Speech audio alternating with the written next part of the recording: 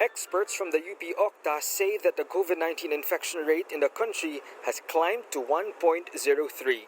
This means that one individual gets infected from one positive case. The UP OCTA team flags the infection rate in NCR alone, which has now gone up to 1.15. This as the country's average new daily cases have increased to 1,484 from 1,367 infections a few weeks ago. In Metro Manila, it reached 428 compared to the previous 370.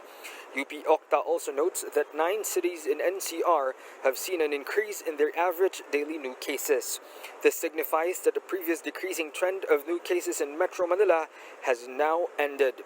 The group is now urging the government to improve contact tracing and increase testing capacity. They're also calling on the imposition of localized lockdowns if needed.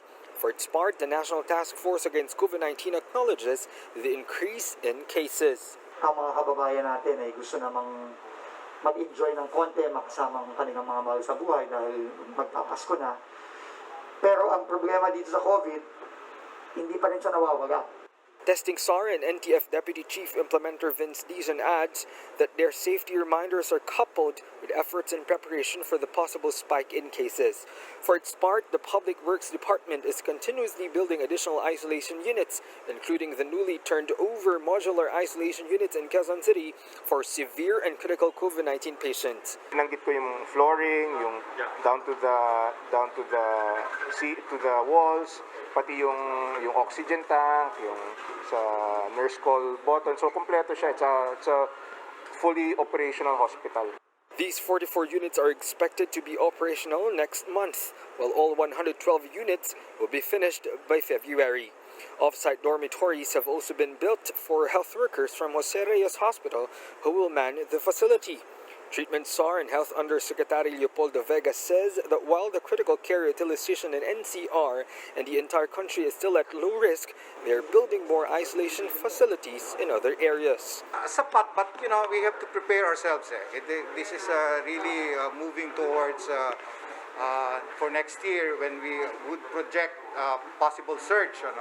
And we must increase our capacity. Kailangan talaga yun. 65% is already under completion ang Tala or Jose Rodriguez. And there's another one in Batangas. Despite some laboratories unable to submit reports on time due to technical issues, Dizon notes that the country's daily testing capacity remains at 30,000. They are also aiming to add more COVID-19 laboratories, especially in areas without testing centers. As for stricter border controls, the DOH earlier leaves it to LGUs to implement such when necessary. Officials have once again appealed for the public's cooperation so that the country will not revert to stricter quarantine restrictions. IATF is going to do everything in its power to make sure that while we manage the cases, the economy will continue to move and grow. Because our people need to work, our people need to earn a living, and they need to survive. For News 5, Greg Gregorio, we are One News.